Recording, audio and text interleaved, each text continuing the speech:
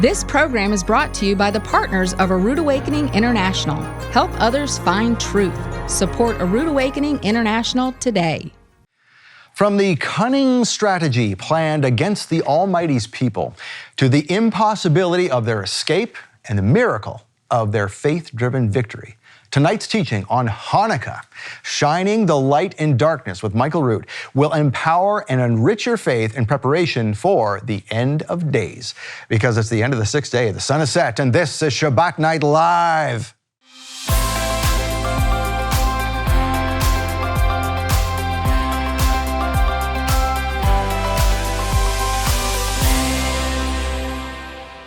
Well, Shabbat Shalom to our fans. It is Shabbat Night Live with Michael Rood. Tonight you are going to get a double header for Hanukkah. First, it is a special teaching from Tzvi Ben Daniel from the Spanish side of our ministry, sharing his perspective on Hanukkah from his experience growing up in a Jewish home.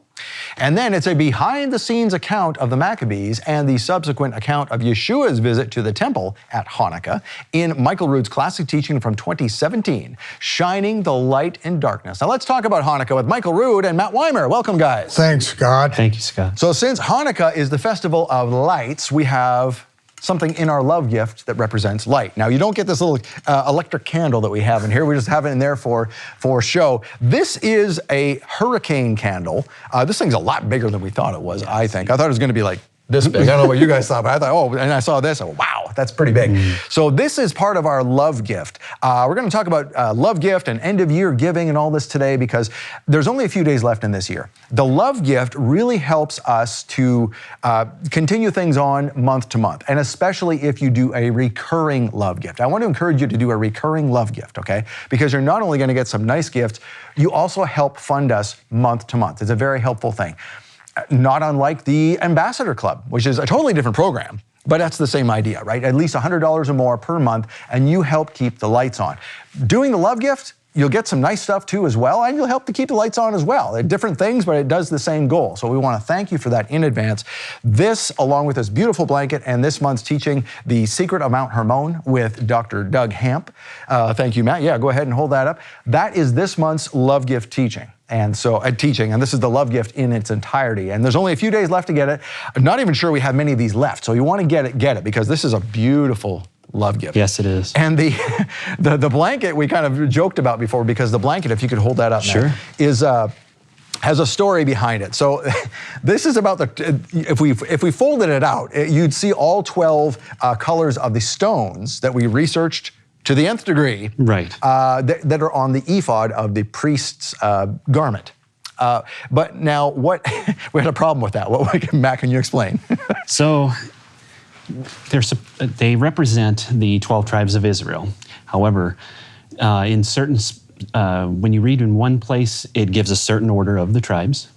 And then you could find in other parts of the scripture where it gives a different order. So, and then there's no specific correlation that it gives that this stone belongs to this tribe or anything like that. So, upon doing research, we found that we couldn't correlate the two. So it ended up putting the names on the side. Okay, that's our cleverness of getting away with this. We put the names on the side, so you mix them however you want.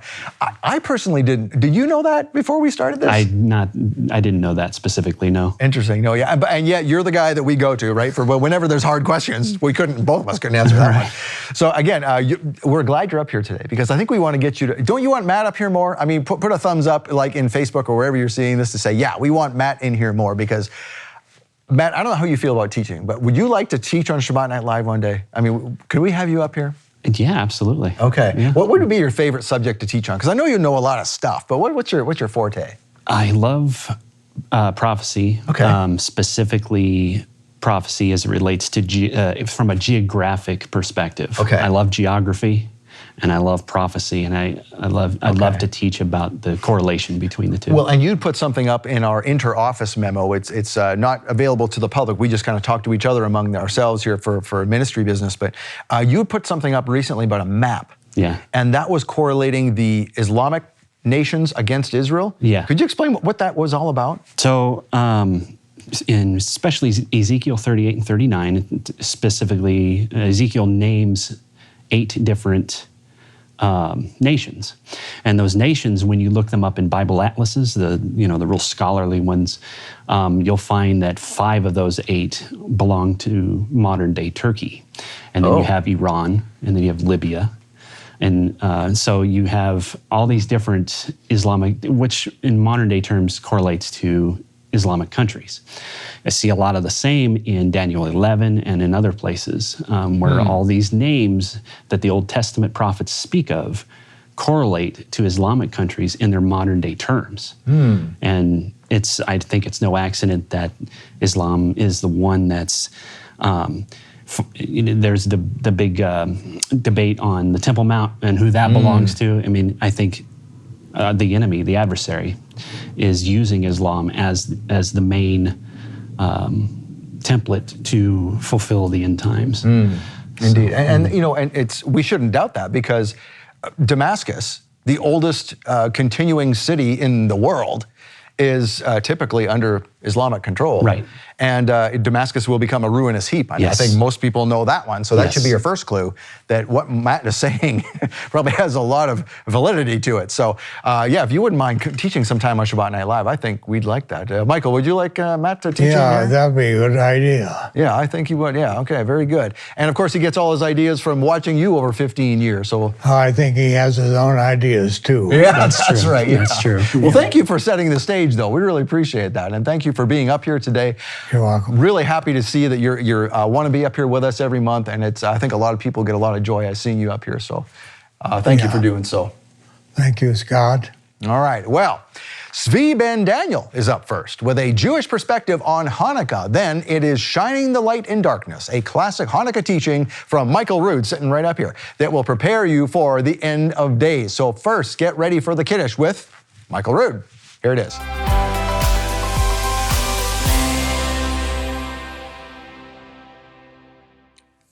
The traditions that we have in modern-day Judaism remind us of what we did in the temple, and some of these traditions go back long before the temple in Jerusalem. It reminds us of when Melchizedek, the king of righteousness, brought forth bread and wine to Abraham when he came back from the slaughter of kings, and Melchizedek, the Melchizedek, the king of righteousness, blessed the Most High with the blessing that Abraham then taught to his son Isaac and then was passed down through the generations. Yeshua said, Abraham saw my day and he rejoiced. He gave 1/10 of everything because he saw the broken body and the shed blood.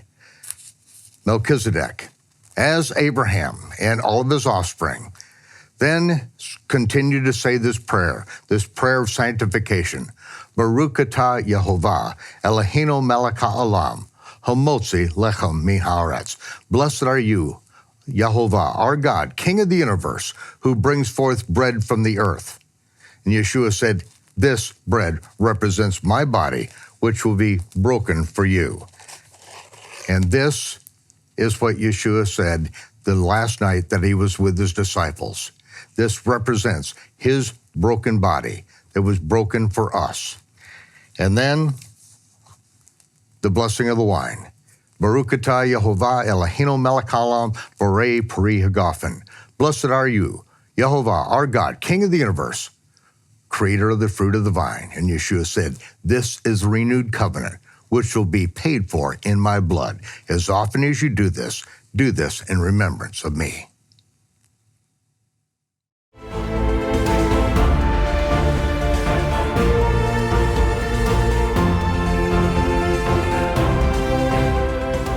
Well, happy Hanukkah, everyone. We're happy you're here. Happy Hanukkah from A Rood Awakening International. Now, if this is your first opportunity to celebrate Hanukkah, you may wonder, well, what is this all about? I know that, Yeshua went to the temple and it was winter and he was in Solomon's porch and that kind of thing. And okay, well, we kind of get that clue, but where else in my Bible can I learn about Hanukkah? Well, if you don't have an old Catholic Bible like I do, you're not going to learn about Hanukkah. So what is this all about? Where did it come from?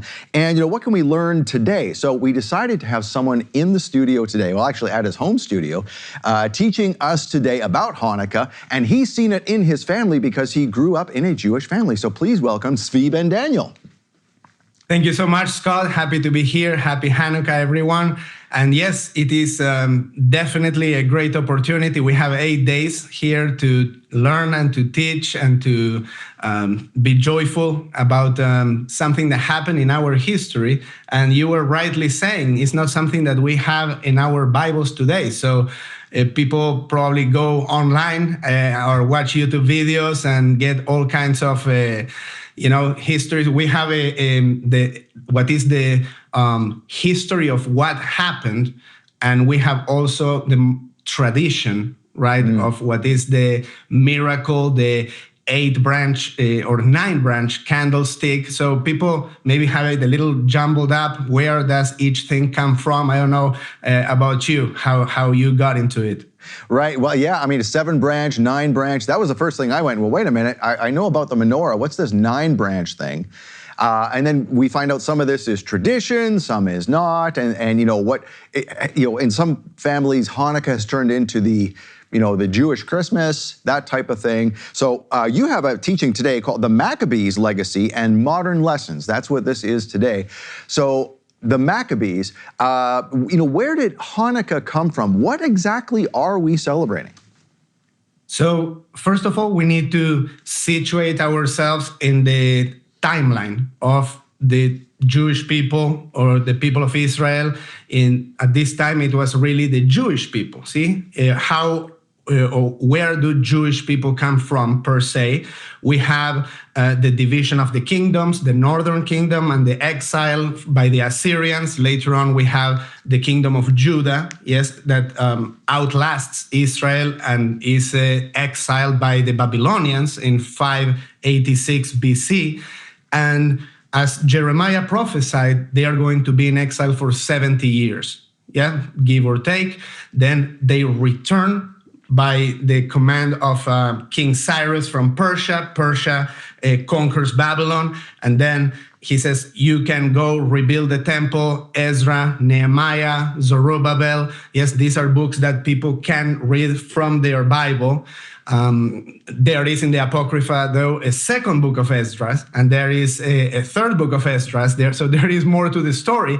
But so you have from around 500 BC until the time of the New Testament, right? And Yeshua, we have a gap, right? We have some minor prophets, yes, Zechariah, Haggai, and Malachi, right, that are at the time of the reconstruction of the temple in the 500s BC. But then what happens in the next 500 years, right? So there is history and there are historians, there are books that we can look from different peoples. But as far as the Jewish people being in the land, we know from history that after Persia, a very famous character in history arises, that is Alexander the Great, after whom I was named, actually. My dad named me in Spanish Alexander. Tzvi is my Hebrew name. So Alexander the Great goes out and conquers everything all the way to India.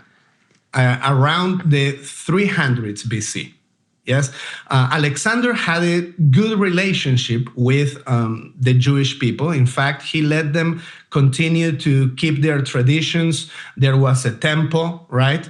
The second temple stood there since the time of Nehemiah, yes, that when they rebuilt the temple, until it was destroyed by the Romans. Yes, so we're not quite to the Romans in 70 AD, after Yeshua prophesies the destruction of the temple.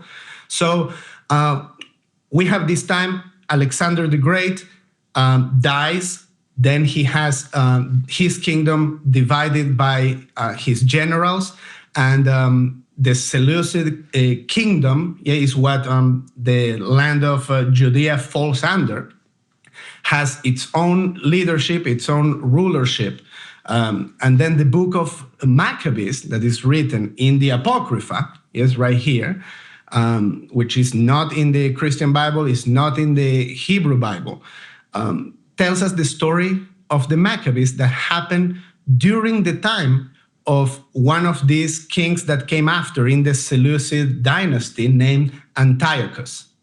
Yes, so he apparently was a little crazy, and he wanted to restrict the Jewish people basically from freedom of worship. Yeah, so that's where all comes from.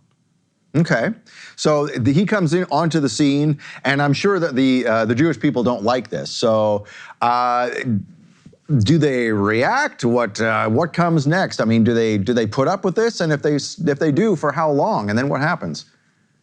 Yeah, so the Greek people that were called the Hellenistic culture, yes, they spread their culture because they believed it was so wonderful.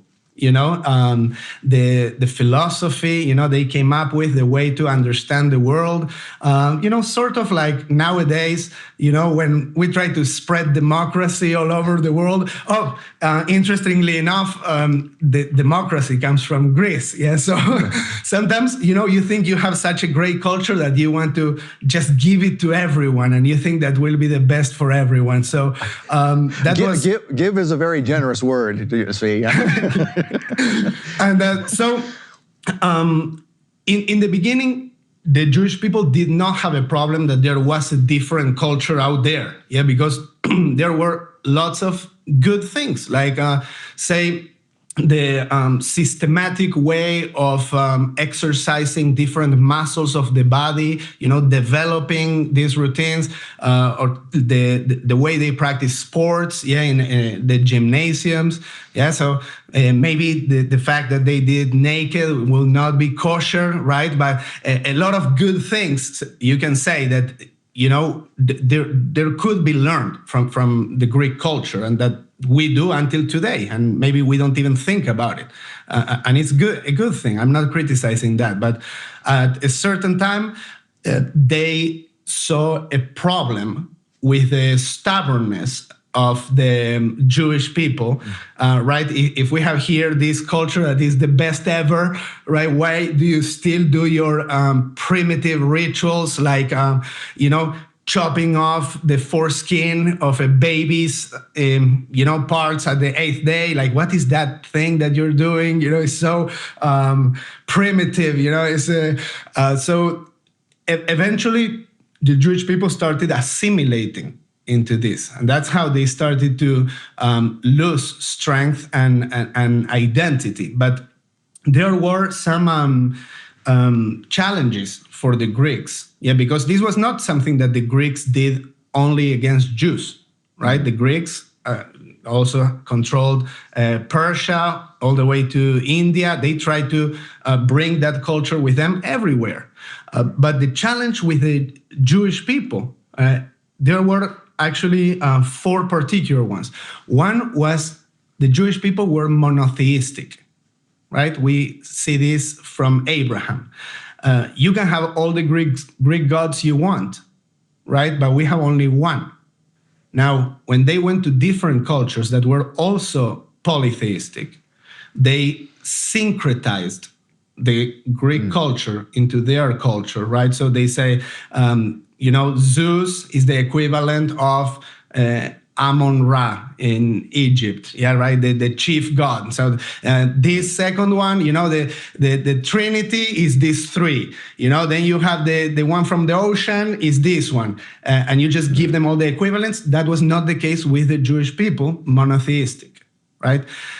Then you have certain laws that the Jewish people carried out that were covenantal, we can call them. They come from the Torah, and you can never break them. This is beyond a tradition, right?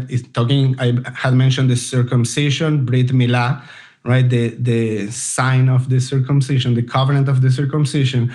We have eating kosher, right? I'm not gonna eat that. That's not even considered food in my culture. You can go and eat dirt, eat whatever you want, but don't tell me what I need to eat, right? Then you had the aspect of a national identity, right? Judaism is a religion, right? And this is something very, very difficult for the Western mind to understand. And I tie this now with the modern state of Israel, right?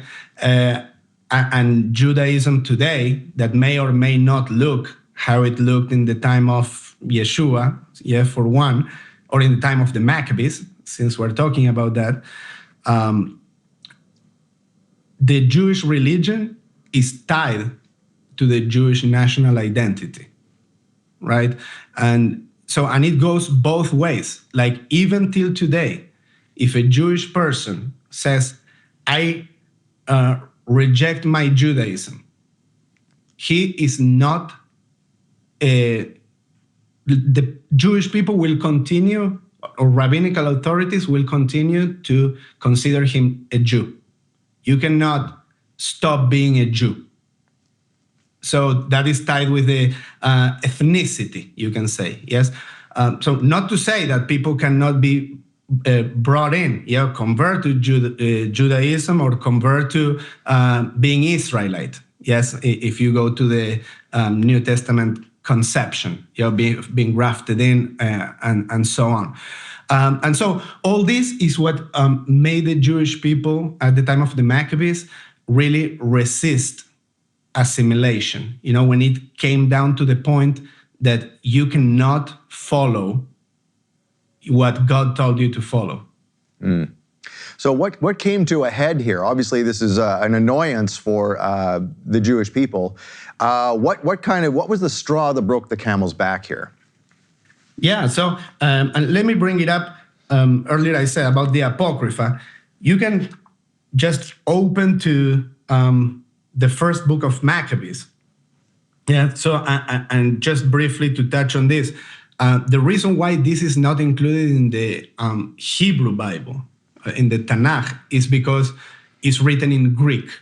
Okay, so in the Jewish Bible, everything was written in Hebrew, with exception maybe of a few chapters of Daniel that are in Aramaic, and that's maybe one of the reasons why Daniel is not among the prophets in the Hebrew Bible, and it was relegated to the writings, although he was obviously a prophet. By the way, how would you like to be known as a minor prophet? Yes. You were just one of those minor prophets, Habakkuk, Only because you were not, writing so much, or not all your writings were preserved. Yeah, It doesn't make any sense. Caesarea Philippi was the Las Vegas of the ancient world. It even had a local attraction called the Gates of Hell. Why would Yeshua bring his disciples here? Was there more to it than we realize? So the mountain of Bashan is Mount Hermon. So the mountain that Satan has claimed as his own, the mountain of the oath, where this inscription was found, is the very place that Jesus took 3 of his disciples up to the top, and guess who shows up? Moses and Elijah. In The Secret of Mount Hermon, Dr. Doug Hamp explains Yehovah's ingenious strategy to reveal Yeshua's divinity atop the mountain while symbolically sealing the gates of hell at its base. This teaching is not for sale, and it's not available anywhere online. Instead, we'd like to give you this teaching as a thank you gift for donating to A Rood Awakening International. When you donate $50 as a love gift in December, you'll get The Secret of Mount Hermon with Dr. Doug Hamp on DVD, Blu-ray, or streaming on the michaelrood.tv app. Donate $100 and you'll get The Secret of Mount Hermon, plus a custom-made blanket with colors of the breastplate stone, worn by the High Priest of Israel. Donate $300 and you'll get The Secret of Mount Hermon, the breastplate stones blanket, and a custom-printed hurricane candle holder with wooden base, available only in this month's love gift. These gifts are a limited-time offer from Michael Rood to thank you for your support. Make your donation today and receive the $50 gift, the $100 gift, or the $300 gift. Thank you. When you donate to receive the love gift, you ensure that these teachings keep coming from A Rood Awakening International. Use your smartphone to scan the QR code on your screen to donate now and receive these limited-time gifts, or call 888-766-3610. Or get your gifts online with a donation at monthlylovgift.com. We mentioned earlier around 500 BC, the reconstruction of the temple. Then Alexander the Great around 300 BC. Now 150 years later. So that means, imagine 150 years in your nation's history, right? That had a past that the Jewish people were under the Greeks, yeah? So 150 years ago, what was it? Like the 1880s, 1870s. So Reconstruction in the United States after the Civil War. Like, that's like a very long history. Like no one remembers. Abraham Lincoln is like very long time ago. So that was Alexander the Great. Once upon a time came, took over this, and now, yeah, I mean, it's been part of the Greek Empire, you know? But it came to a head when they started now trying to be very pushy against the Jewish people and the form of worship, right? So in the, I believe it's the second chapter of Maccabees, it talks about Mattathias, the son of John, that was from the priestly lineage. Mattathias was the father of Judah Maccabee. Okay, when we talk about the Maccabees, it was really just one Maccabee. Yeah, that was Judah. Judah was maybe the bravest or the one that fought or won the most battles, right? Because there was a series of battles. But he was one of the sons of Mattathias, and Mattathias is kind of like who started the uprising, you can call it. When they were going city by city just to do a public display of how we have everyone bought in, you know, to our form of worship. So they will take the most prominent people in town, you know, kind of like do a political thing, we will call it today, right? And Mattathias was like, I think I'm not going to put up with this. And he pulled what we called a Pinchas in Hebrew. He pulled a Pinchas. Yeah, Phineas, if people know what I'm talking about, in the desert when he saw the injustice and depravity of something that was happening around the place of worship, yes, in the tabernacle, he thrusted a man and a woman with a spear. And in response to this, God made a covenant of peace with him. That is the happy ending of that violent story that you can tell children in Sunday school. But it's kind of like this, a similar thing. Yeah, and Mattathias had read those stories. He was part of the priestly lineage. He was commanded to teach those stories to Israel, right? And by this time, we already see the development of what is later known as rabbinical Judaism. We already have a lot of centers of study or communities where they studied the word, right? We see that at the time of Yeshua, where he goes into a synagogue. The temple was there, but he still goes to a synagogue. People knew what the Torah was about. So, yeah, I guess that's how it started, but it's not really how it ended. So now, at one point, there was the need for the rededication of the temple. What happened in the temple that it needed to be rededicated, which is where the word Hanukkah comes from, the rededication? Or correct me if I'm wrong, that is rededication plural or singular? Hanukkah is dedication. Dedication singular, okay. So there needed to be a rededication of the temple. What happened in the temple? What caused this? Yeah, so they brought pagan elements in the temple, but most of all, the altar was desecrated. So when we are talking about the dedication, we're talking about the dedication of the altar. That in Leviticus, we are told how to dedicate an altar, and it is to last for 8 days.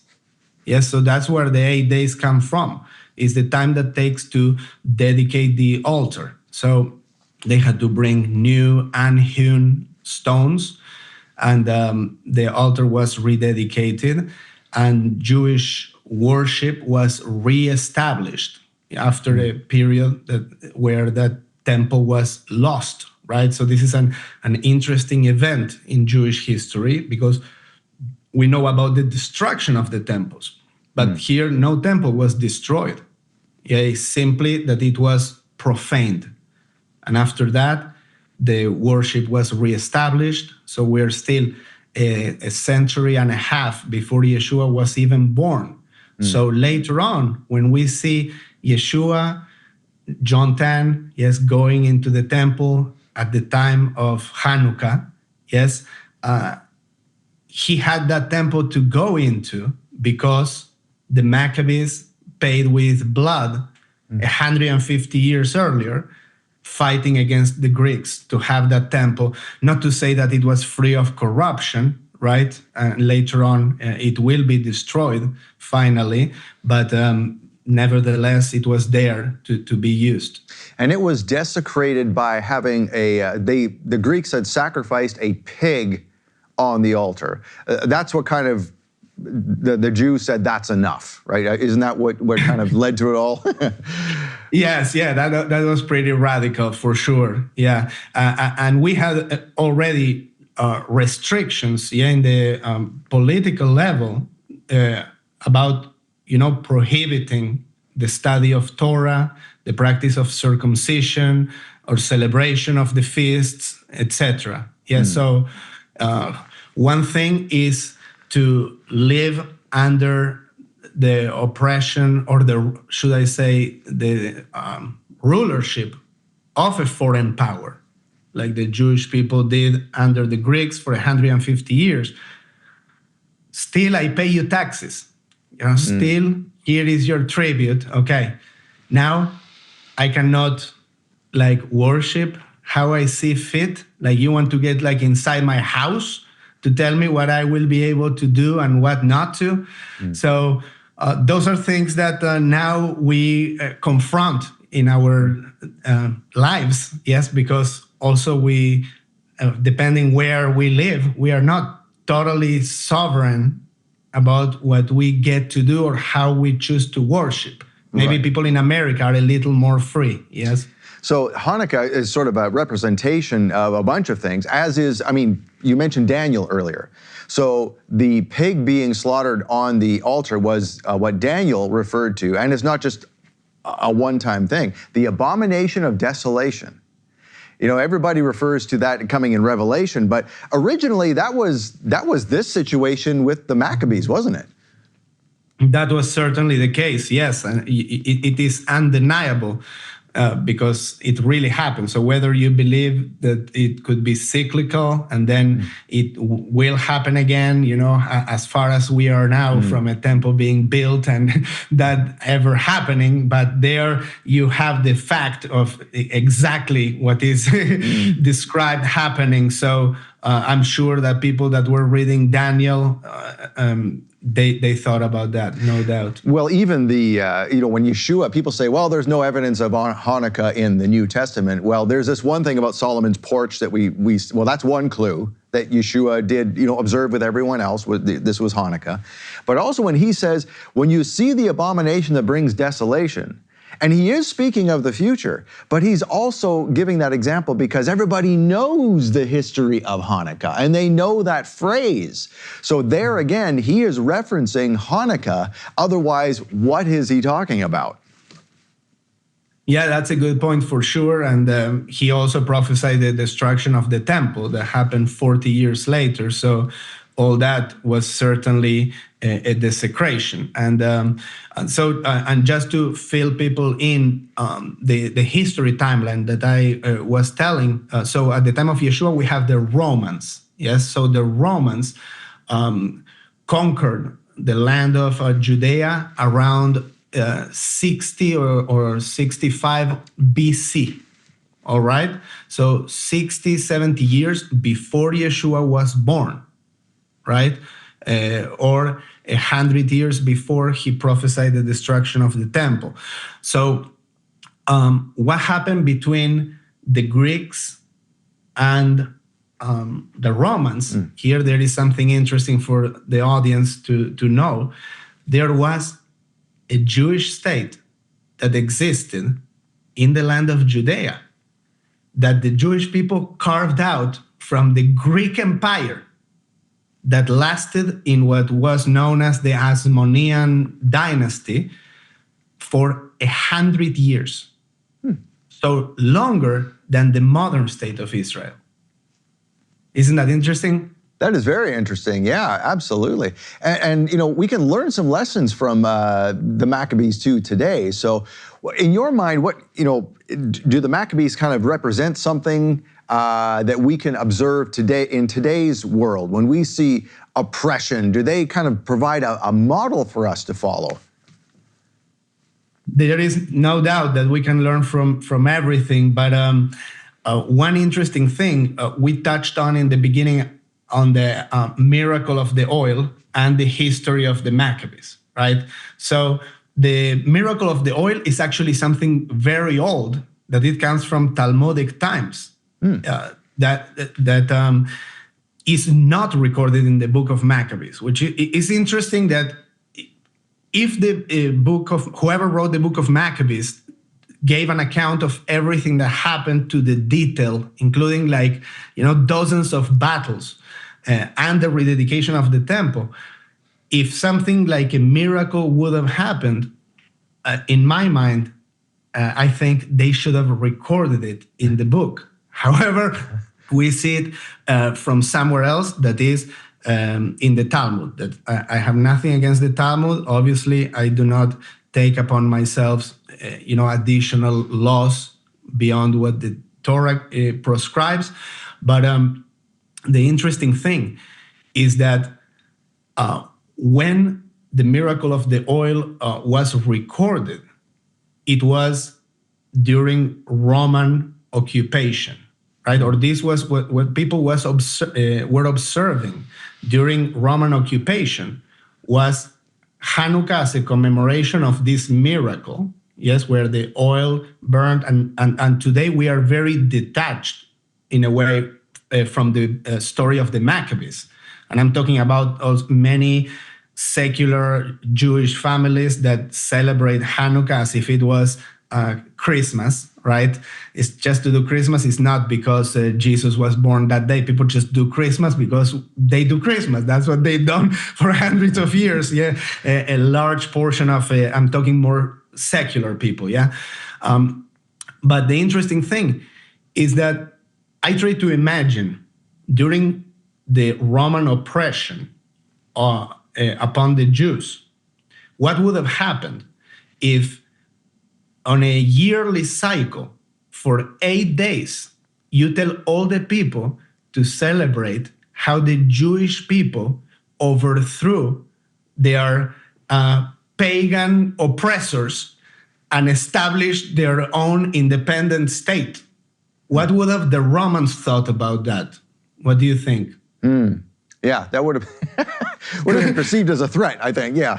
Right, probably. Yeah. So then it kind of remained, that accepted tradition that is we celebrate Hanukkah as this, a lighter, softer version that doesn't have to be so confrontational, because people are all about political correctness nowadays. But I think that just going back full circle to tying it with something today, I think that we should take an honest look whether we are free to practice all the elements connected to our faith as far as worship goes. If we have that freedom, right? We don't necessarily have a temple. Now we live, you and me are in the U.S., yes, so there is no temple here. There is no temple in Israel that we need to take back. But is there anyone telling us that we cannot practice our religion, our traditions at this very moment? I don't know, but I can remember certainly. I'm old enough to remember, Scott, where a few years ago, some governments were saying that people could not go to church, for example, right? Because something was going on in the air or whatever, right? Yeah. Or that they could not gather in a house more than certain number of people. And I remember seeing videos. You literally need 10 Jewish people to pray according to the Jewish religion, you need a minyan, 10 Jewish people. He said, no, that's too many, you can't. So if the government is telling you that and is curtailing your freedom of religion, I will say that's pretty safe to say that you should try to pull a Maccabee. In a peaceful way, I'm not advocating for any violent insurrection on the Capitol or anything like that. Well, you know, in my original country of Canada, like you said, you and I are both in the U.S. now. You know, we looked back and saw what was happening in my old country, if you will, and there were pastors who said, "This is nonsense. We are going to hold services." Yes, and they held service, and they were arrested. And there was a famous Polish one, right? Yeah. Yep. Yeah. And he was on the Canadian prairies where I lived for a long time. And yeah, that's what they were doing. And they said, you know, I don't care if we're going to be taken to jail. Let this be an example. And so that's, I mean, there was no violence. He quietly went to jail and you know, went through the process and all that type of thing, even though it was corrupt. But that was a good example of being a Maccabee. Stand up for your faith. And I am proud when I see examples like that, you know, and they are very few and far between.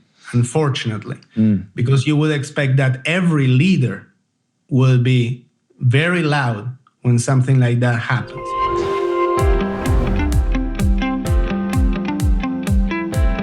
So if you watch A Rude Awakening, you may not be aware that we have a whole Spanish side called Un Rudo Despertar. And did I pronounce that correctly? Very good. Okay. Very good. All right, Spanish very good. Now I'm worried for my job. This is Alvaro Martinez. He is the voice of Michael Rood in Spanish.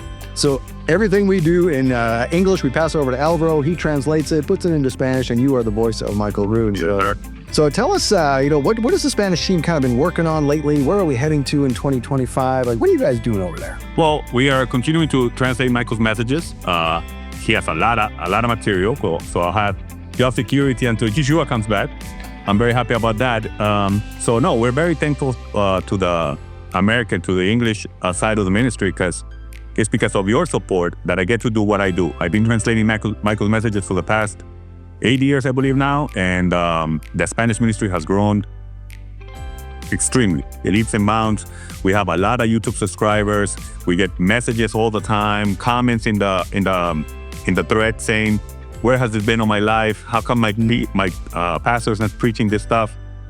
And it's only we could only do that, and it's only available to be done because of the support of the people. Right. And I get to do what I do, and all the Spanish team gets to do what they do. We have Tzvi, he's a Jewish part of the ministry. He does a lot of blogs. Harold as well.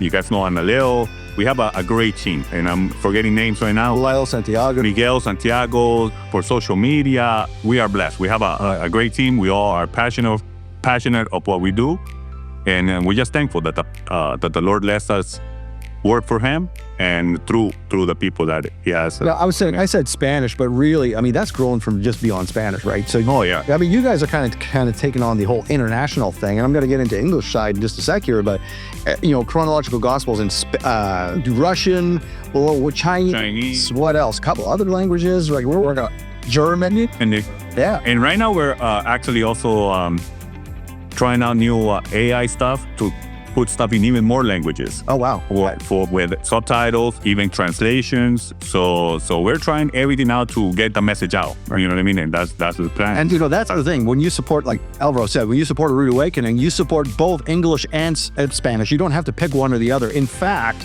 we have now merged as far as the social media goes. These guys were so good at the social media. We said, hey, how about sharing some of that tech over on our side? So now we are together working on social media. The same guys that do the Spanish do the English, and vice versa. We all work on this together. You're supporting one team, and that's what A Rude Awakening International is all about.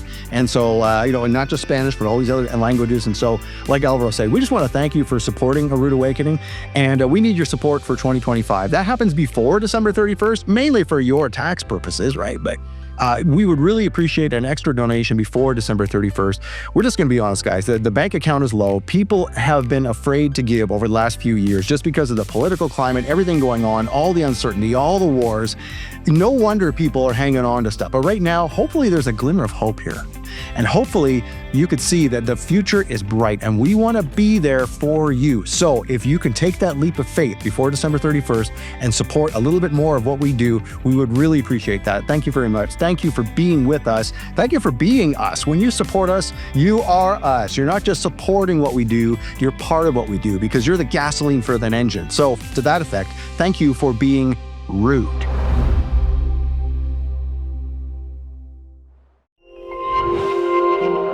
If folks have seen A Rude Awakening for several years, you know Michael would always make a great big deal about Hanukkah, and here I just about said it, as Hanukkite warriors.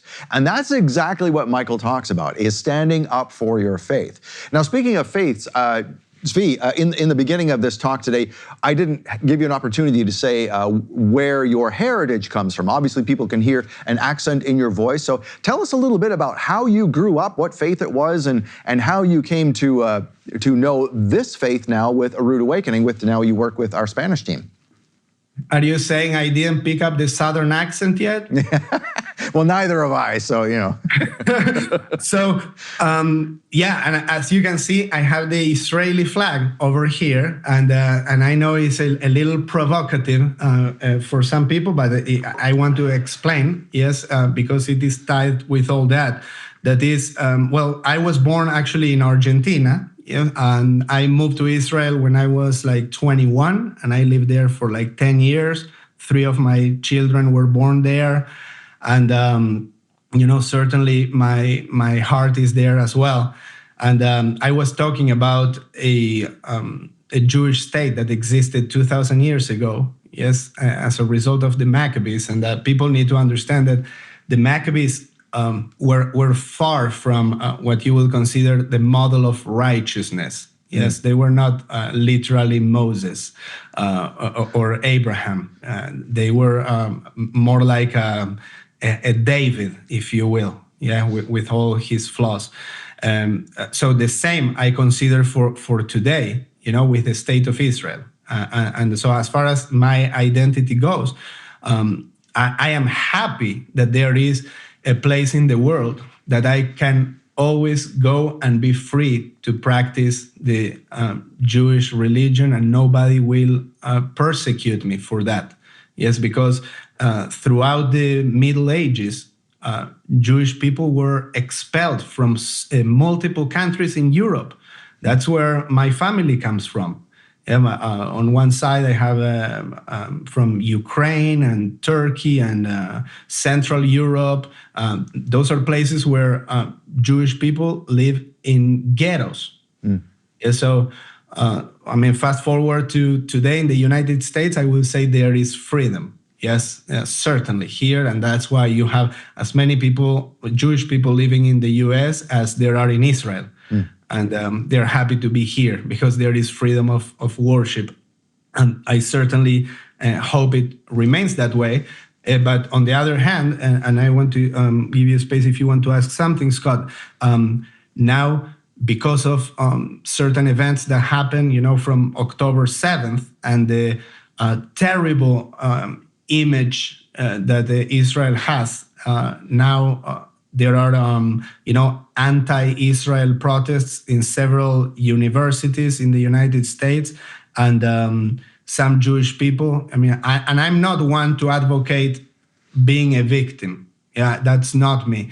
But I'm certain that now my daughter will go to university in a couple of years.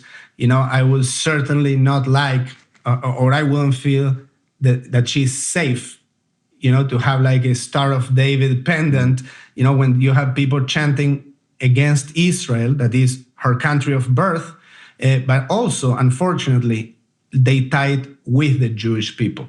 You see, they tied together because of what I was mentioning earlier, that the religion is tied in with the national identity. And this is something pretty unique as far as Judaism and Israel goes.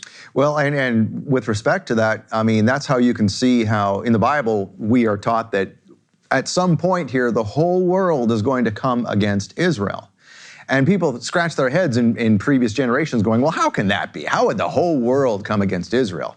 But, during the last time you spoke with us, there was another speaker here, Kamal Salim, and he explained exactly how that's going to happen. And I think you would agree that Islam is being infiltrated into the universities. That's why the protests against Israel are happening, and all over the world. And everybody's kind of getting on the same boat here. And a lot of even Christian people in the US are being fooled.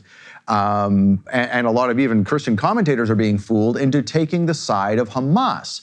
So how do you see the history of Hanukkah and Islam playing into what we're seeing here for the end of time?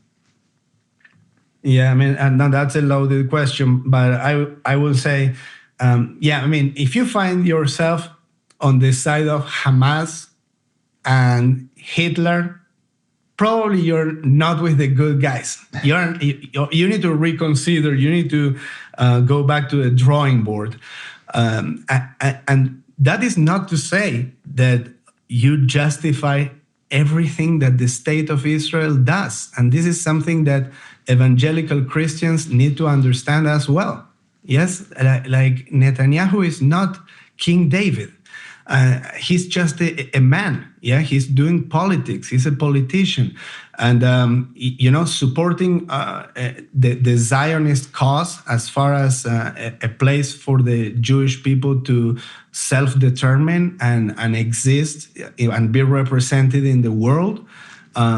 Is not to say that you cannot lobby the government to, advocate for more righteous causes. That happens every day.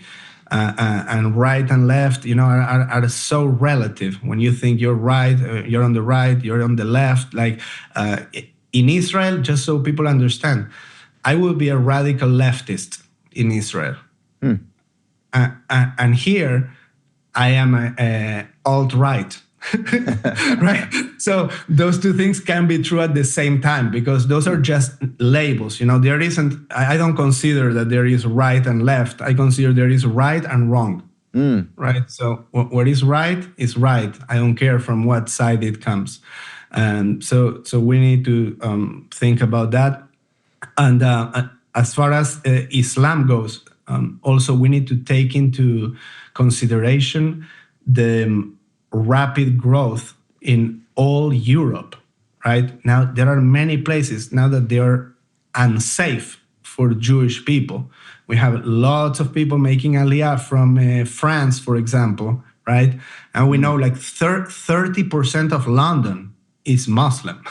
Wow. That is crazy numbers. I know that in Canada it's also pretty high in the big cities, in Toronto, Ottawa.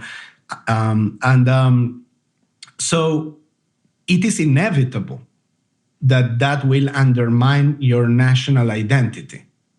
And it's pretty simple math. Okay, not only as far as demographics goes, that also Muslim people have 6 kids for every like 1 or 2 of the Western couples, but it's also because they are tied to their identity in a much stronger way than the Western nations are, that they are literally advocating against their identity. They are talking against everything that makes up their identity.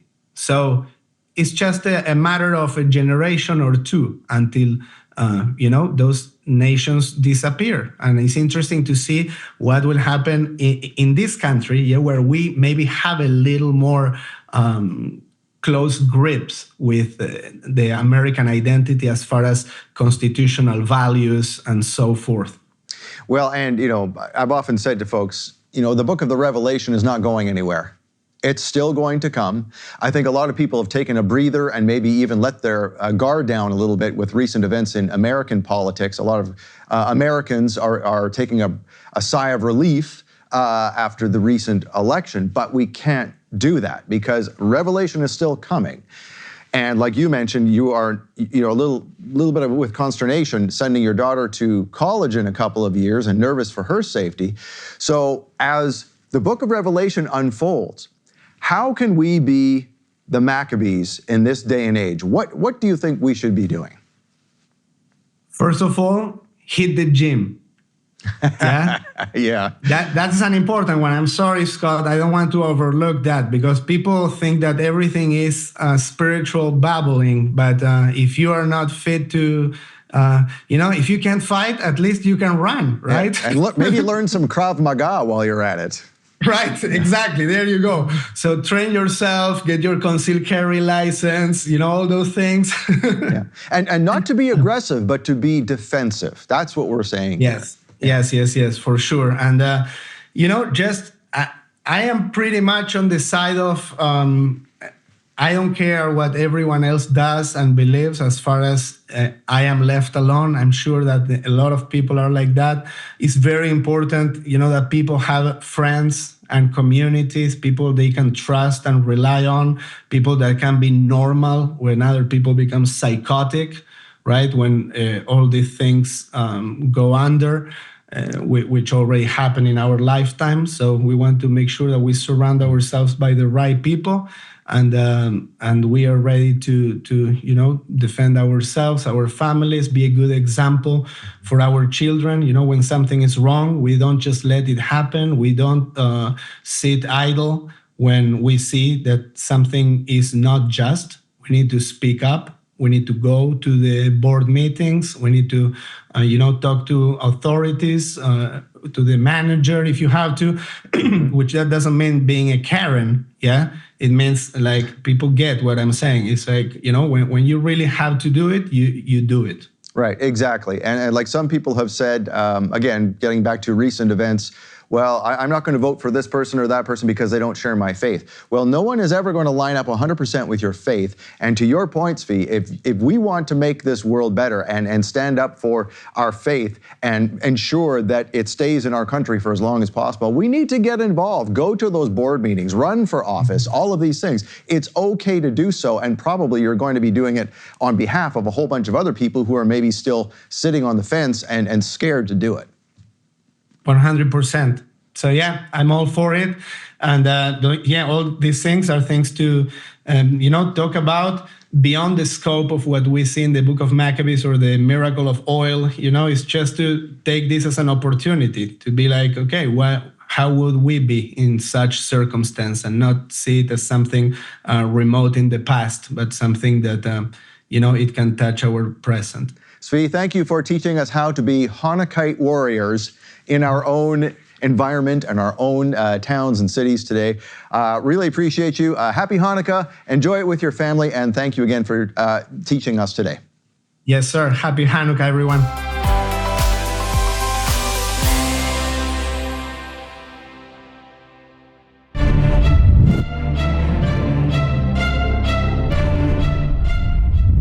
The Feast of Hanukkah begins on the 25th day of the 9th month and goes into the 2nd day of the 10th month.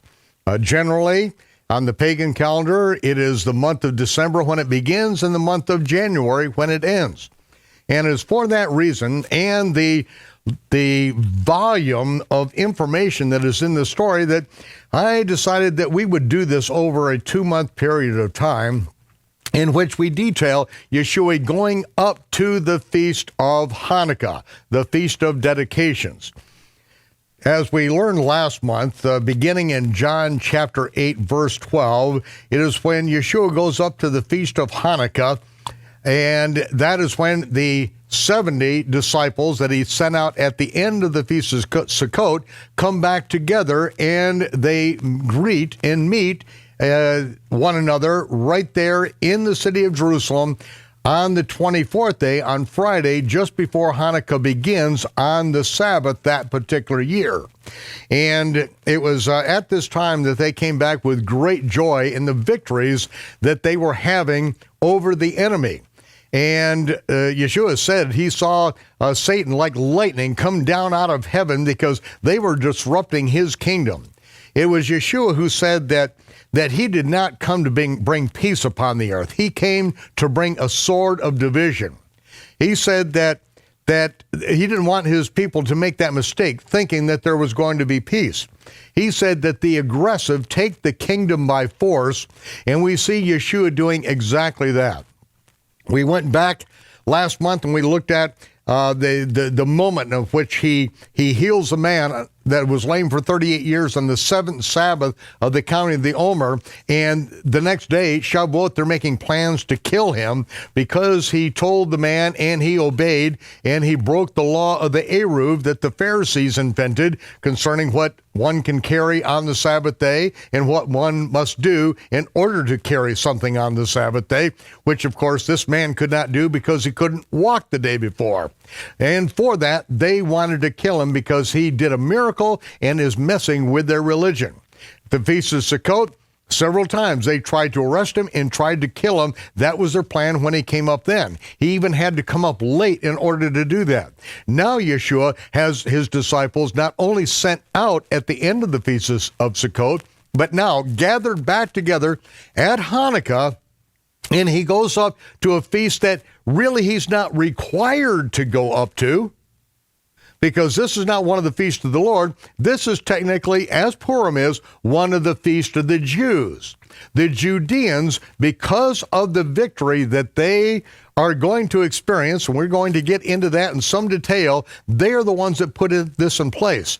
But it is a prophetic shadow picture that without Hanukkah and Purim, some of the timing and the numeration that is given in the book of Daniel, that Daniel receives from heaven, there's nothing to hinge it upon. Daniel attempts to try to figure out these days and dates, but finds it impossible to do so, and he's making himself sick so that an angel has to come back from heaven and say, Daniel, get a life. You're not going to figure this thing out. You're going to be dead and in the grave. This does not concern you. This stuff is sealed up until the last days. Well, ladies and gentlemen, we have now reached that time in which we are stepping over into the age of redemption. We are going to see these things that were prophesied by Daniel and by Yeshua as they come full circle, and that's why we're taking the time to go into this in greater detail at this point in time. We saw last month as the Greeks had completely plundered Jerusalem. They had killed so many people in Jerusalem. They had ransacked the temple. They had ransacked the homes. They had taken away all of the beauty, all the glory that was Israel. It was all taken away. It was gone. The people, the priests that were in Jerusalem had fled Jerusalem. The only people left back in Jerusalem at this point were the ones who had gone completely into the abominations of the heathen, pagan sun god worship, Christmas, Easter, all of those pagan festivals. They have now fully adopted, because if they didn't go by the way of the pagans' religion, they would be killed.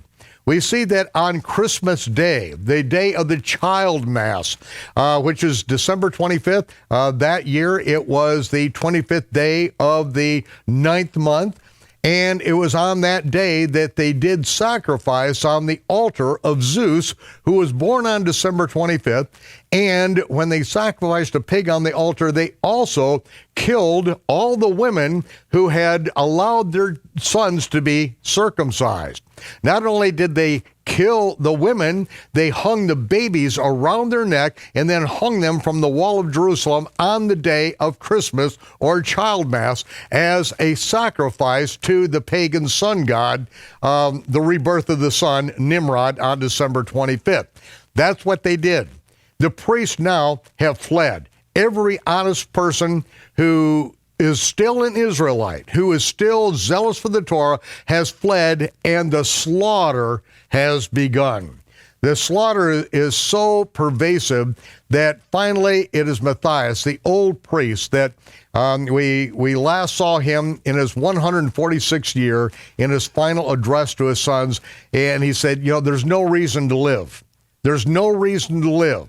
And I want you boys, I want you, my sons, to commit yourself that you will not preserve your own life, but you will die fighting for the Torah and the commandments of the Almighty. And so now we are in chapter 3 of 1 Maccabees and in verse 1. We begin reading. Then the son of Matthias, Judah, called the hammer, that's what Maccabees means, the hammer, rose up in the place of his father, and all of his brethren helped him. And so they did all that held with his father. Every Israelite came together, and they fought with cheerfulness the battle of Israel. So it was Judah that got his people great honor. And he put on a breastplate like a giant wears. And he girt his warlike harness about him. And he made battles protecting the host with his sword. In other words, he would be out front. All of his brothers and every other Israelite just had to protect his flanks because he got out in front of people with this breastplate like a giant and with his war harness on him, and he went out there and he was just slaughtering, just lopping off heads, cutting off arms and legs. You wouldn't want to get near this guy, an absolute battle machete. In verse 4, he says, he acted like a lion, like a young lion roaring after his prey. Yeah! And he pursued the wicked. He sought them out. He burnt those that vexed his people. And so the wicked shrank from him in fear. And these are former Israelites, okay? They're doing battle against their own people as well as the Greeks at this point. And it says, because salvation prospered in his hand. He grieved many kings and made Jacob glad with his acts. And his memorial is blessed forever. Moreover, he went through the cities of Judah, destroying the ungodly out of them and turning away wrath from Israel. See, as he took a stand and was calling people to repentance, and that's what it was. It was first, repent, come back to the Torah. You want to be a heathen? Okay, this is what happens to the heathen. Slash, their head is gone.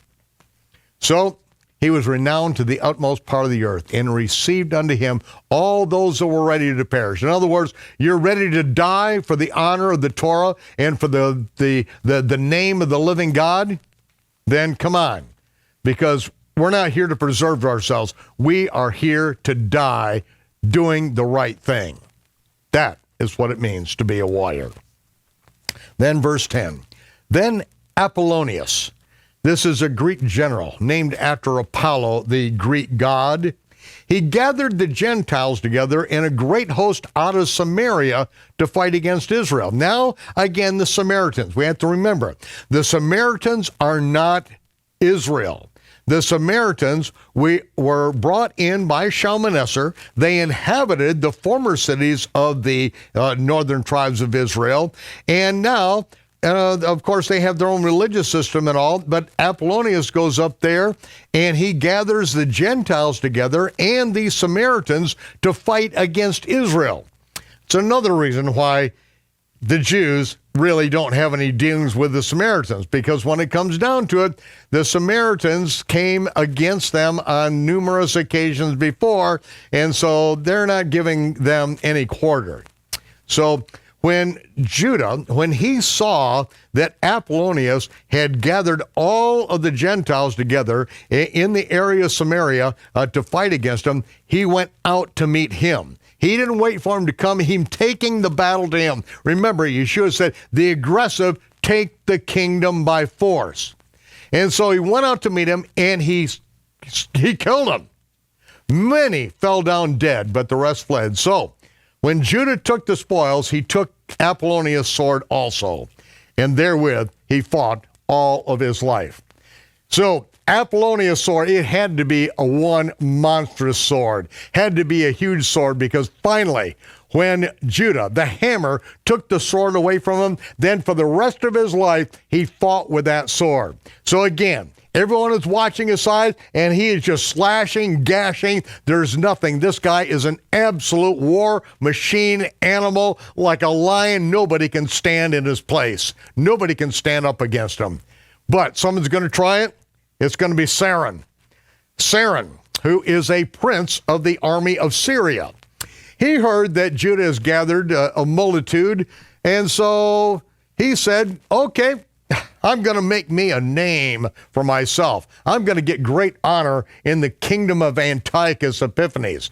So I'm going to go out and fight with Judah and all those that are with him that despise the king's commandment. I'm going to take a stand, and I'm going to back up this new world order, this religious system, with everything I've got, and I'm going to be praised to high heaven. So he made ready to go up, and there went with him a mighty host of the ungodly to help him.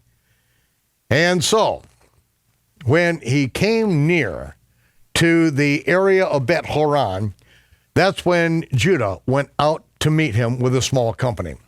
And when the children of Israel saw the host coming to them, Judah said, how shall we be able to, or this is actually what they said to Judah. They Judah is going out to meet with them. He's going to fight with them. It's just a small group. And they said, how are we going to be able, with such a few people, to fight against a multitude that is so incredible, so great, so strong? We've been fasting all day today, and we're ready to faint anyway. And Judah answered and said, it's no hard matter for many to be conquered with the hands of a few, because with the God of heaven, it's just as if it's all the same. Whether it's to deliver with a great multitude or a small company, it makes no difference, because the victory of the battle doesn't stand in the multitude of the army, but it comes from strength from heaven. They come to us in a much pride and in sin, and they want to destroy us and to destroy our wives and to kill our children and to take everything that we've got. But we're fighting for our lives, and we're fighting for the Torah. That is why Yehovah himself will overthrow them in front of us. And as for you, don't be afraid. You go to church your whole life, then to find out that it's mostly man-made tradition. So what do? Where can you go to get the truth?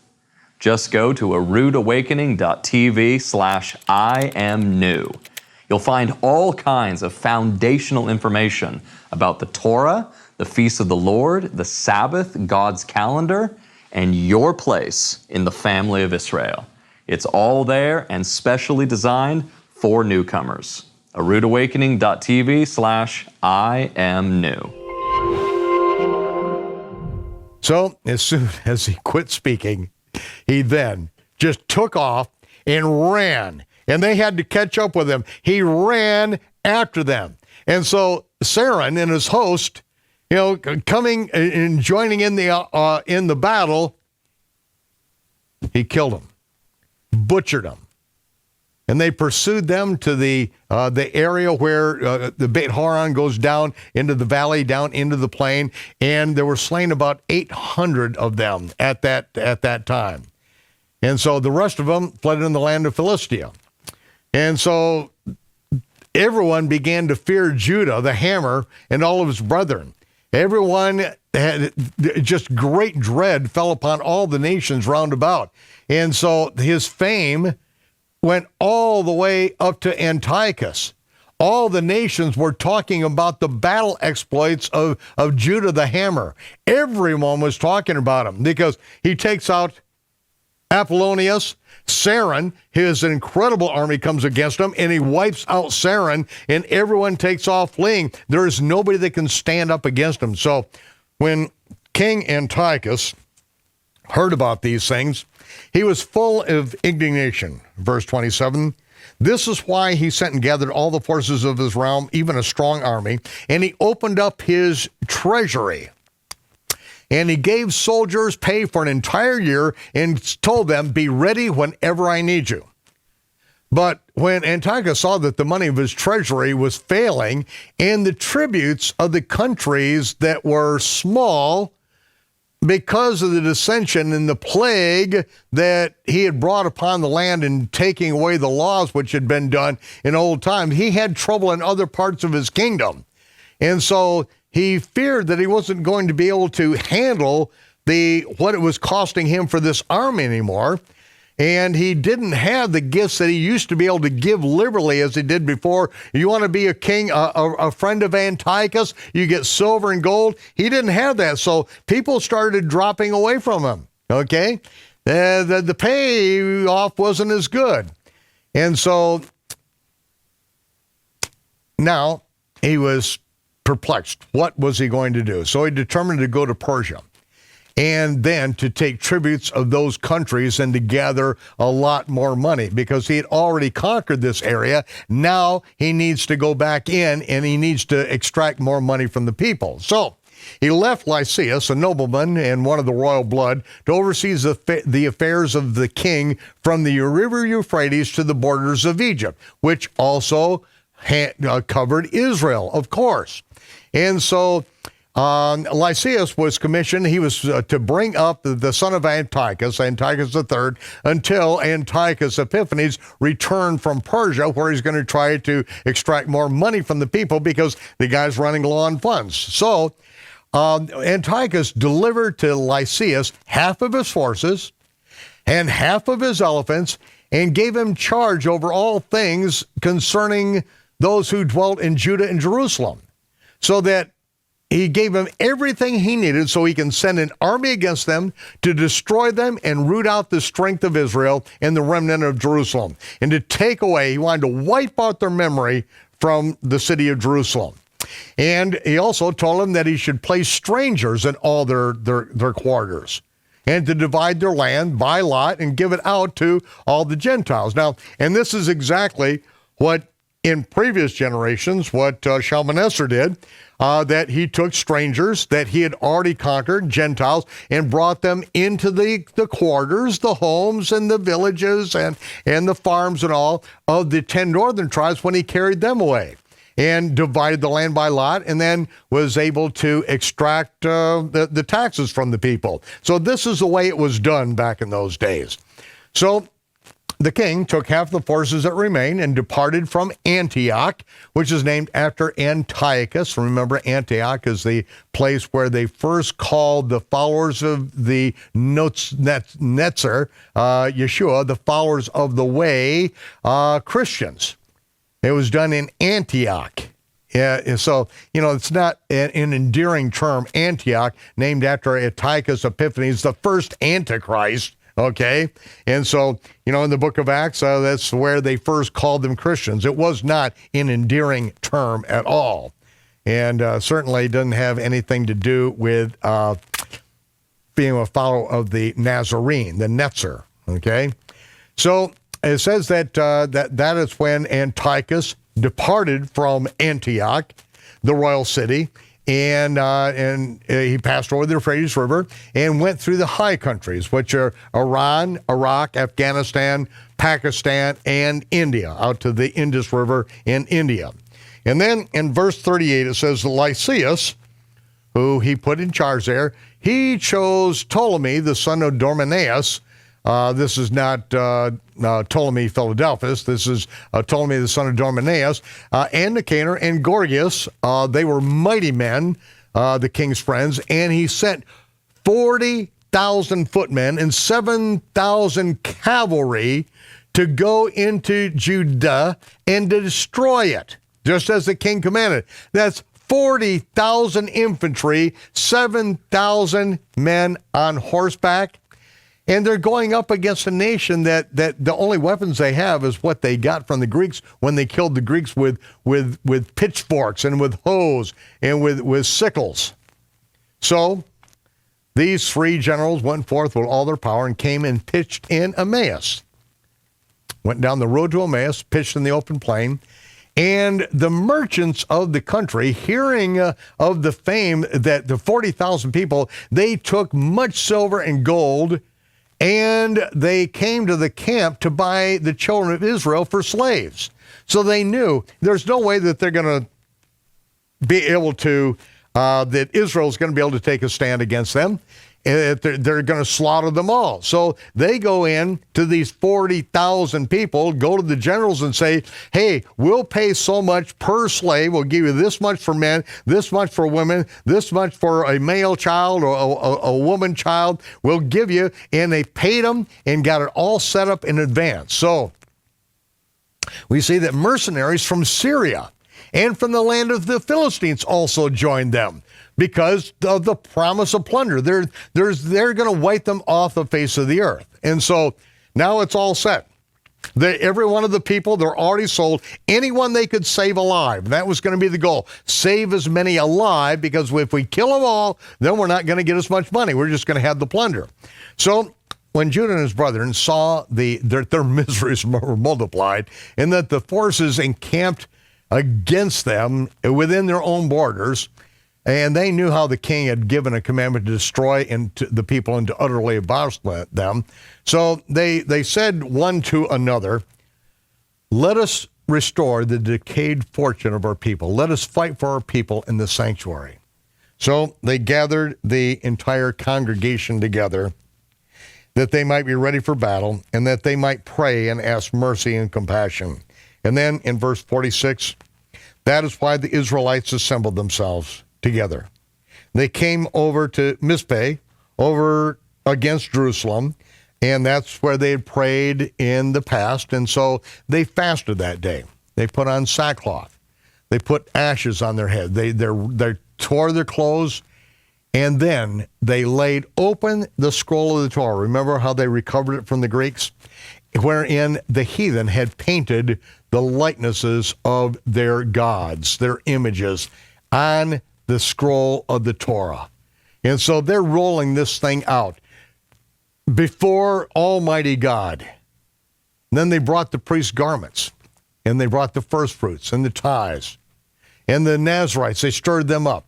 And once they had accomplished their days, and they cried out to heaven, saying, what shall we do with these? What shall we do with these? We've got the priest's garments. We've got the Torah scroll they've desecrated. Your sanctuary has been trodden down. We've got the tithes. We've got offerings. We have all these things. What are we going to do with them? Oh, God of heaven, what are we going to do with them? And look, the heathen, they've assembled themselves together to destroy us. We can't even imagine the things that they have imagined for us. How are we going to stand against them unless you, our God, are our help? So they sounded the trumpets, and they cried with a loud voice. And after this, Judah had made an order that all the captains of the people are to be brought together. He made captains over thousands, over hundreds, over 50s, and over 10s. But all that were in the process of building houses or betrothed wives or planting vineyards, or if they were fearful, he commanded them to return. Go back to your own house. The Torah says you don't have to. You know? You don't have to, but I doubt that there was a man that went back and said, you know, I'll go back to my wife because I haven't been with her for a year. I'll go back and plant my vineyard. No, they knew this was the end of the nation. If they didn't fight, it would be gone. They wouldn't have a wife. So they moved the camp and pitched on the south side of Emmaus. And Judah says, arm yourselves. Arm yourselves. Be valiant. Be ready in the morning so that you can fight against these nations. All these nations that have assembled themselves to destroy us, destroy our sanctuary. It's better for us to die in battle than to behold, to watch the calamity of our people and our sanctuary. Nevertheless, as will of God is in heaven, let him so do. So then, chapter 4, verse 1, Gorgias took 5,000 footmen 5,000 of the, we see that it's 40,000 altogether. He took 5,000 and 1,000 of the best horsemen, the cavalry, and moved out of the camp at night so that he might rush in upon the camp of the Jews and come in suddenly. The men of the fortress were his guides.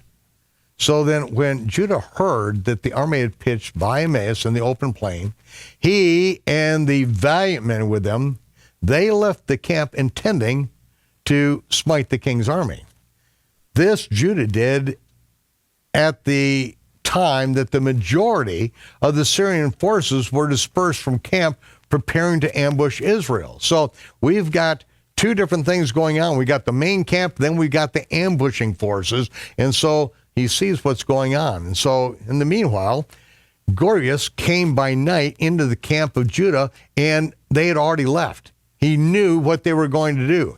So he searched for them in the mountains, and he said, they're all fleeing from us. But as soon as it was day, Judah showed up himself in the plain with 3,000 men who never had even adequate armor, didn't have enough swords to even give him confidence against going up then against them. And when he saw the camp of the heathen, that it was strong, well harnessed, encompassed about with horsemen that were experts in war, that is when Judah said to them, "Fear not their multitude. Don't be afraid of their assault. Remember how our fathers were delivered in the Red Sea when Pharaoh pursued them with an army. Now let us cry unto heaven. If peradventure Yahweh will have mercy upon us and remember the covenant of our fathers and destroy this host before our face this day. That so all the heathen may know that there is one who delivers and saves Israel." Then the strangers lifted up their eyes and saw Israel coming over against them. That's why they went out of the camp to battle, but they that were with Judah sounded the trumpet. So they joined the battle, and the heathen, being discomfited, fled into the plain. But the rest of them in the rear were all slain with the sword. And so Judah, the hammer, and the Israelites pursued them right down into the plains of Idumea and Azotus, and it says that there were about 3,000 of these men that were slain. When this was done, Judah returned with the host after pursuing them and said, "Don't be greedy of the spoil, because there's still a big battle in front of us.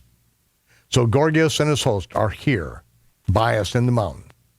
So stand against the enemies. Don't go after the booty. There is no booty. We are still in an existential battle."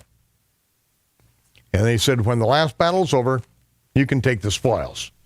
As Judah was speaking those words, there appeared a part of them looking out of the mountain, who, when they perceived that the Jews had put their host to flight and were burning the tents, and they saw the smoke that had gone up into the heavens from this, and when they saw this, they were afraid. And they saw the host of Judah in the plain, and they were ready to fight. And so all of these strangers, all these mercenaries, everyone that was there to just wipe up and take the women and children and whatever slaves they could do, they took off. They fled. Whatever put that fear into them, we don't know. We saw the same thing happen in the 1973 war, when there was nothing to stop the Syrian tanks from going in and taking all of Israel. Nothing to stop them. But yet, it turns out that the Syrian tank commander with 300 tanks, as they approached that line, that Jacob and his father-in-law, Laban, had put up a stone memorial there to say that if either one of us crosses this line to do harm to the other, that the God of heaven will look down and protect this. What happened when the Syrian tanks approached that line? they saw an angel, the tank commander, more than 300 tanks. With nothing to stop them, they could be in Tel Aviv in an hour and a half. It said they saw an angel that put out his hand, said to stop.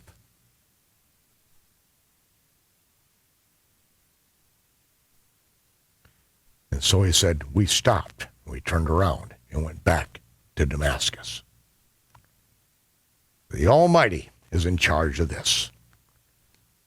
So Judah returned to spoil the tents, and they got all the gold, the silver, blue silk, the purple from the sea, the techelet from the Hillzone shellfish from which they dye the tzitzit on their garments, and the great riches, all that was brought in that was going to be used to buy them as slaves. They took it all, and they went home.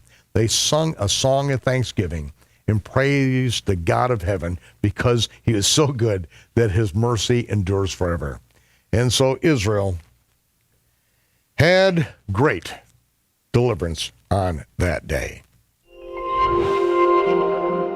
Be rude. Be rude. Be rude. Be rude.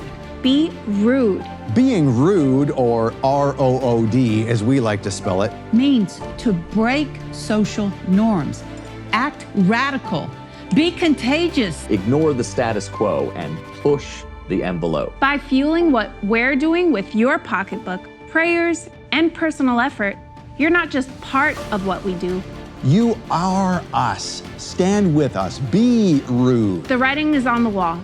The end of 2024 will be the end for many ministries. Because they don't have committed supporters. And we know that that's not you. We know you are radical. We know you're contagious and that you push the envelope, just like we do. And right now, we need you to show it, especially with your finances, before December 31st. So thank you for being rude.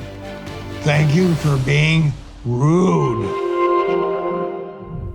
Then all the people, we're going to go right on down to verse 25. They had great deliverance in those days, verse 26. So all of the people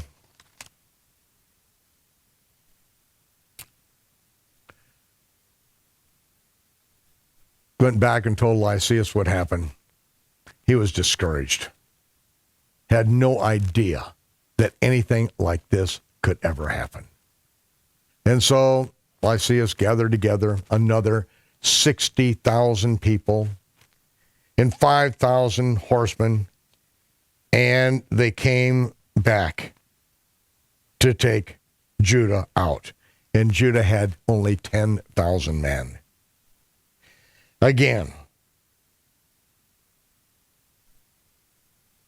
there was no way that Israel was going to survive. And so in verse 36, it says that after they had taken out Lysias, after they had put them to flight, that Lysias was regrouping for an even greater attack on Israel. That's when Judah, the Cohen, the priest, Judah the hammer, and his brethren says, let's go up and cleanse and dedicate the sanctuary. They prayed about, what do we do with this Torah scroll? What do we do with the priest's garments? All this. They said, okay, now we know what to do. And so they went up to Jerusalem, and that was to cleanse and dedicate the temple. And so when they went up, that is when they destroyed the statue of Zeus, the Greek sun god born on December 25th. That is when they then destroyed the altar that had been polluted by the flesh of swine that they sacrificed on the altar on Zeus's birthday, December 25th. And it says in verse 46 that they laid up unhewn stones in the mountain of the temple in a convenient place until there should come a prophet to show what should be done to them. And so they took whole stones according to the Torah. This is what it says. And they built a new altar according to the former. And they took care of the sanctuary and the things that were in the temple.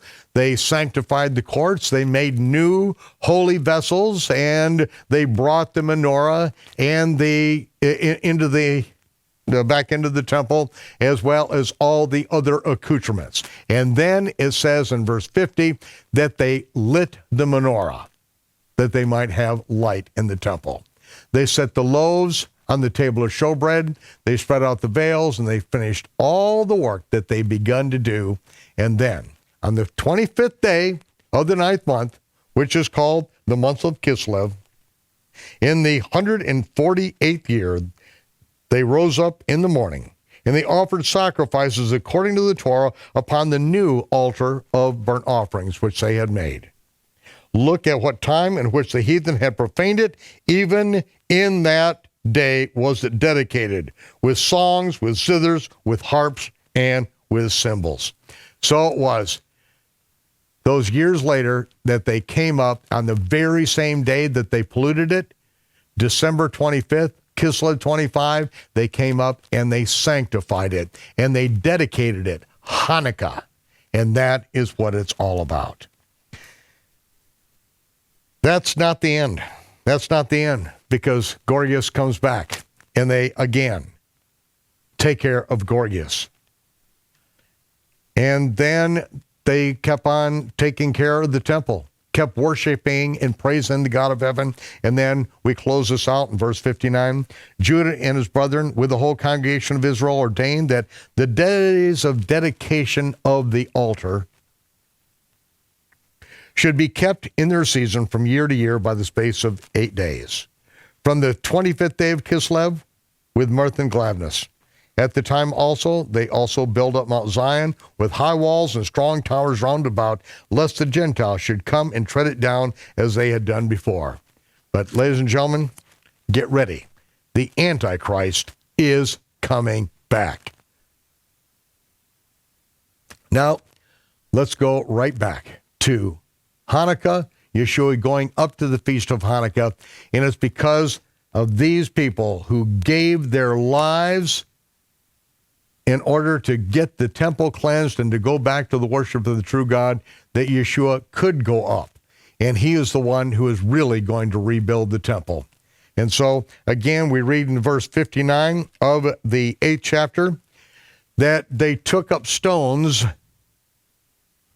to throw at Yeshua, but he hid himself, went out of the temple, going up through the midst of them. And as Yeshua was leaving the Temple Mount, he saw a man which is blind from his birth. And his disciples asked him, saying, Master, who did this man or his parents said he was born blind? Yeshua answered, neither this man nor his parents, but he was born blind so that the works of Yahweh could be made manifest in his life.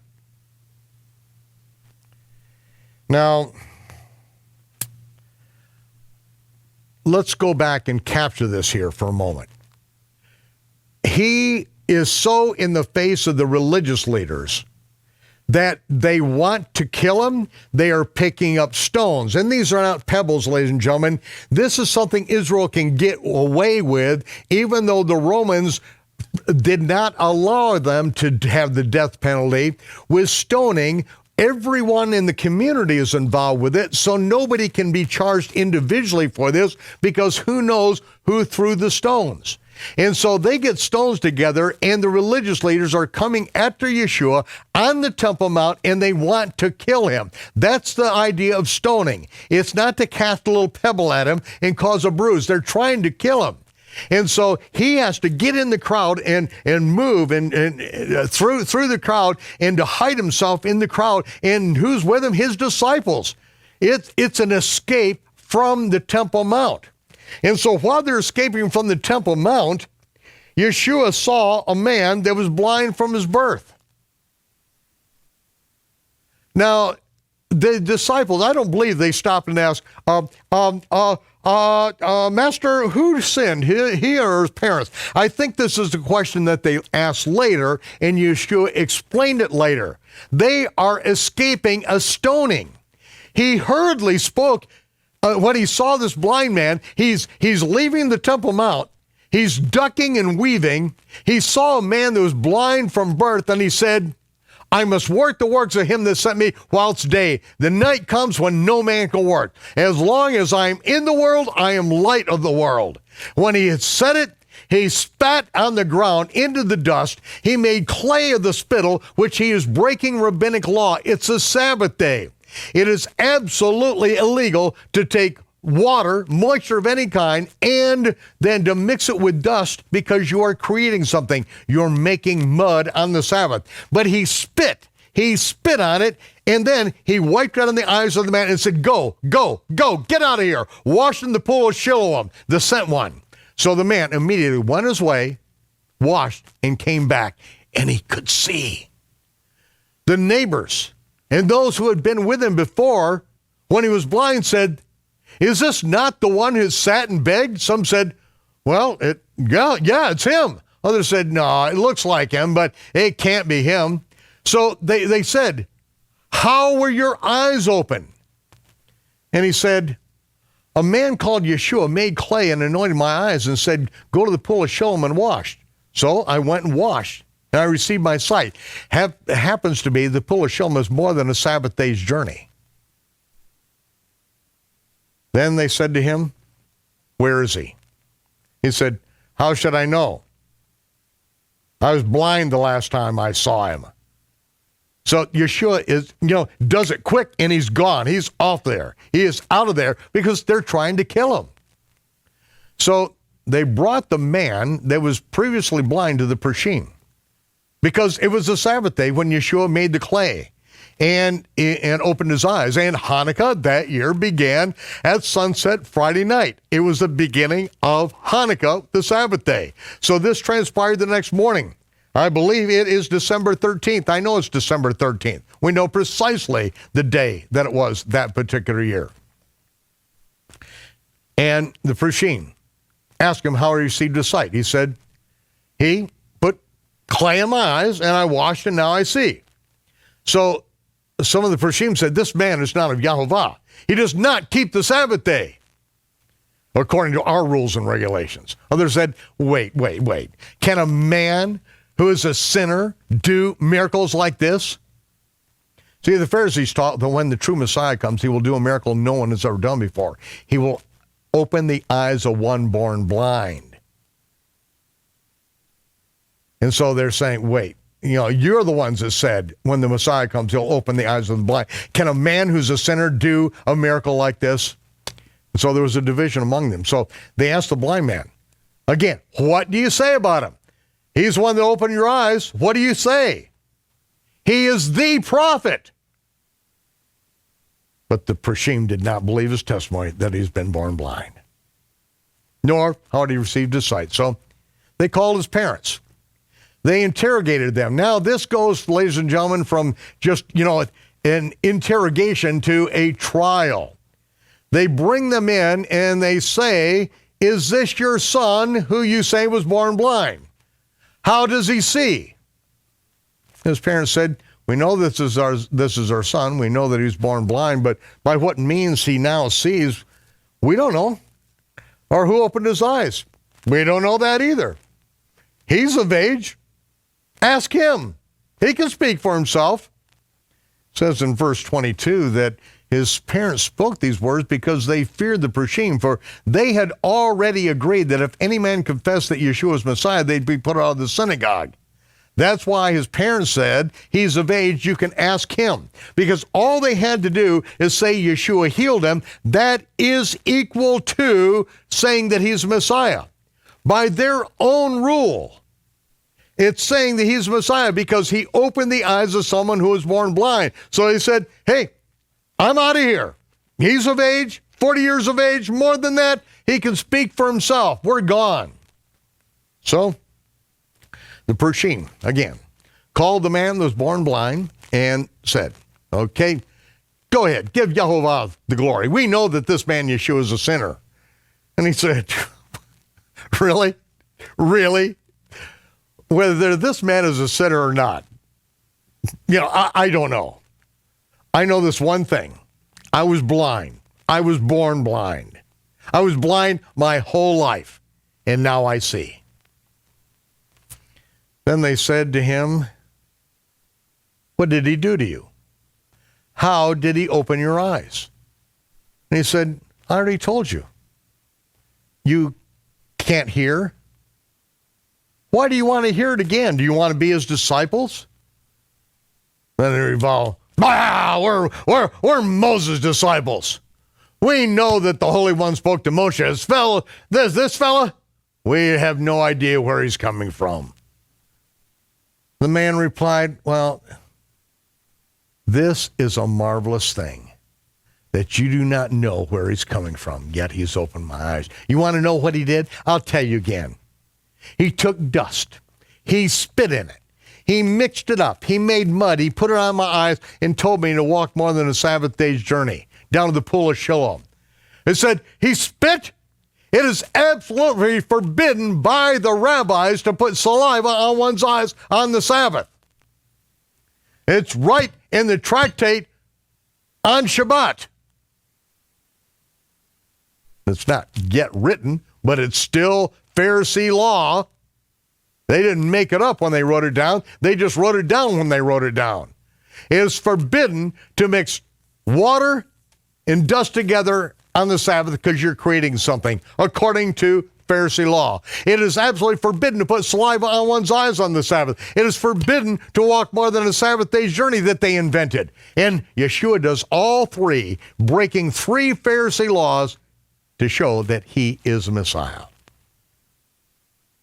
And so he says, this is really a marvelous thing, that you don't know where he's coming from. And yet he opened the eyes of one who was born blind. Now, so let me get this straight. We know that the Almighty does not hear sinners. But if any man is a worshiper of him and does his will, he does hear him. Since the world began, it has never been heard that any man opened the eyes of one that was born blind. If this man were not of Yahovah, he could not do this.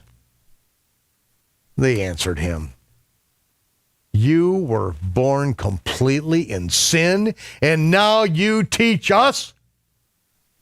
And they cast him off the Temple Mount, excommunicated from the synagogue. And this is why I believe the disciples said, who sinned, this man or someone else, that he was born blind?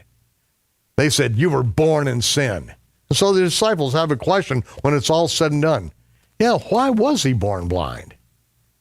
Yeshua said, so that the power of God would be made manifest in his life. When Yeshua heard that they had thrown him off the Temple Mount, he went and found him. He said to him, do you believe in the Son of Yahovah? He said, who is he, sir, that I might believe in him? Yeshua said, you've already met him. And he's the one that is now speaking with you. Master, Master, I believe. And he fell down and grabbed him by the feet. Yeshua said, for judgment I have come into this world, for judgment, that those who do not see might see, and that those who think they see might be made blind. Some of the believing Prushim, Nicodemus being one of those believing Prushim, one of the believing Prushim which stood with him, heard these words and said, are we also blind? Yeshua said to them, if you were blind, then you would not be as chargeable. But because you say that you see, you bear full responsibility for your sin. Yeshua continues to teach during the feast of Hanukkah. He continues to be the one to confront the religious leaders. He is taking the fight directly to them. He is now aggressively taking the kingdom by force. And it is after this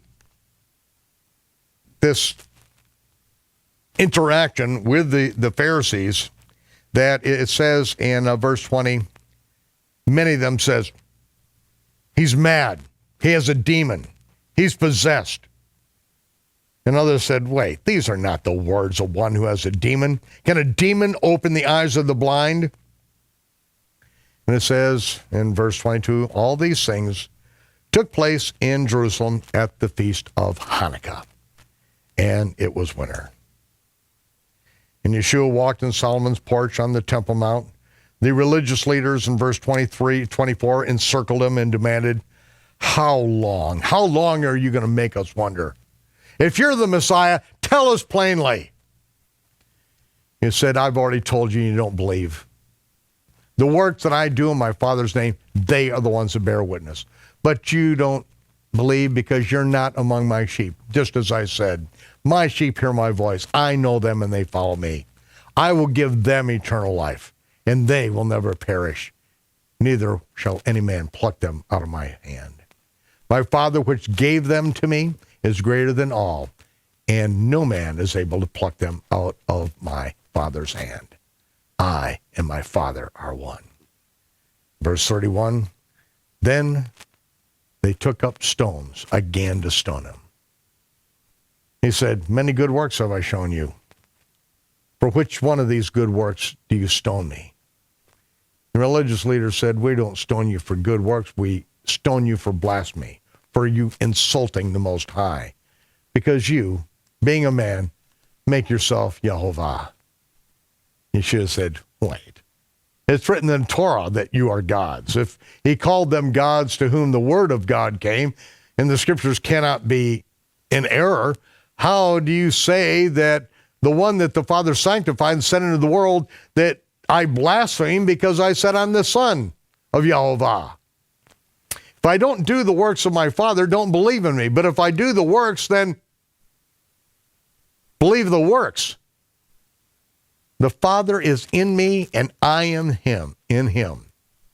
Then they tried to take him again, but he escaped out of their hands.